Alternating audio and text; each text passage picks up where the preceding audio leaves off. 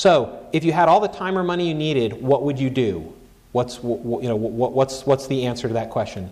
And a lot of people, they immediately sort of go to lifestyles of the rich and famous, and they start thinking about, well, I'd buy that dream house I always wanted, or I'd play golf on on all the great golf courses of the world, or I'd cruise the world and I'd travel, or some kind of lifestyle, and it's all about things. So this question, the reason why this question is in the life planning questions is, if there are things that will make you happy, let's look at why, and let's look at what those things are. So if there are things that will help satisfy you in your life, let's look at them. Partly, let's get them all out of your system. I think it was C.S. Lewis who said that the problem with valuing money is that you may become accustomed to only the happiness that money can buy. And there's a deeper happiness. So you have to get that. There is a certain happiness to money. And I've looked at all the studies, and the studies seem to say up to a certain point, money will make you happier because it will make you less miserable.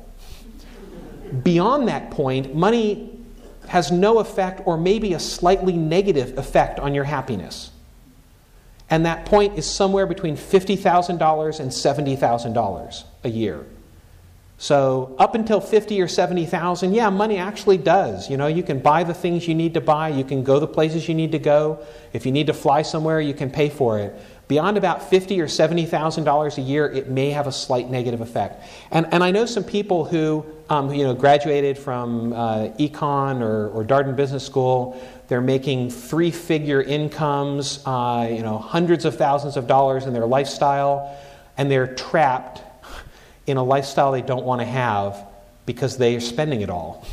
And so now they have to continue to work these long hours to pay for the things that aren't really making them happy, and they're caught in that. Now they've got a wife they can't stand and kids who hate them because they're always gone, who are relying upon this money. And so money doesn't make you happy, and you have to have this question to figure out what really could you spend money on that will make you happy. And there are some things. There may be some things that you can do.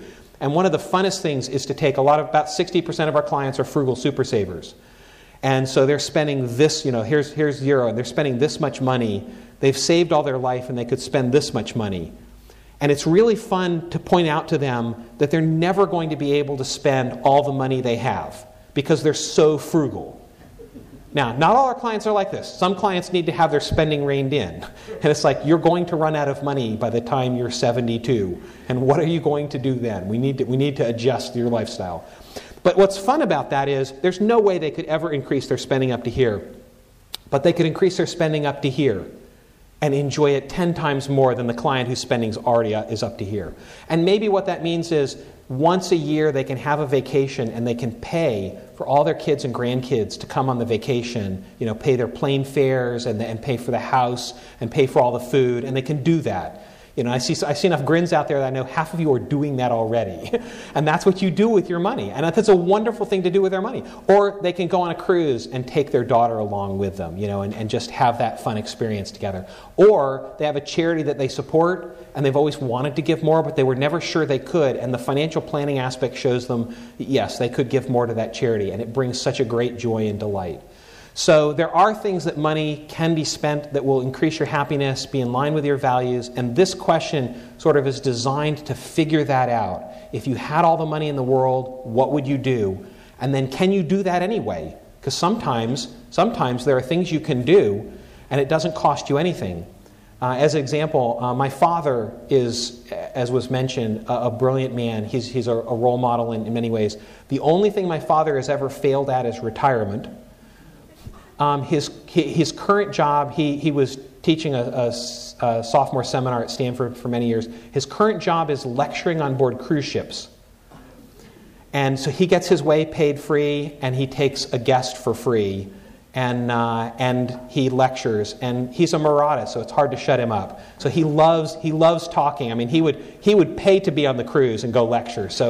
So there's fun things like that you can do that actually don't cost him anything. He has to tip his steward, and that is much less expensive than the food that that's on a cruise ship. And so he goes all around. And he says it's so much fun. You meet new people. You're out and about.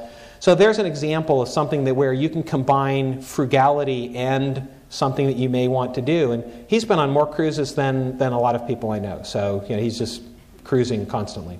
So that's one of the examples of trying to figure out what are the things that you can spend money on, and then maybe ways that you don't even need to spend money on. Early on, my parents were financial planners before me, and early on my mom had someone who came to her, and her goal was to become, she was working in the San Francisco Bay Area, high-tech job, but her goal was to retire by age 50 and become a park ranger in the California state parks. Loved the outdoors. So she wanted to make enough money so she could live off a park ranger salary. Well, being a park ranger is a great goal. That's a life planning goal that you can get your hands around. You can do the financial planning. You can figure out how much you need to save. Big salary. You can chalk away most of it and live well within your means. But my mom started asking all the additional questions like, how do you know they'll hire you at 50? when all of your experience is in computer programming, what are you going to do? And she's like, well, I never thought about that. And I said, well, let's go find out the requirements for being a park ranger, and you need to go back to the community college and get all those certifications. So she started doing that. In the nights, she would go back and she'd take one class at the community college. And what she found out was there's a whole group of people who love the outdoors and are taking these classes, and she suddenly got into it. She didn't need to wait till she was 50. She suddenly got all into that culture and met friends and taking classes. And all of a sudden, a goal which had been this, I'm going to slave away at my job and I won't get to that till it's 50, became an immediate, I can do this now and I can do a lot of this stuff now. And yes, she got her certification and was able to go be a park ranger, but she was able to do it in the years in between as well. And so that's the kind of goal that life planning can bring about.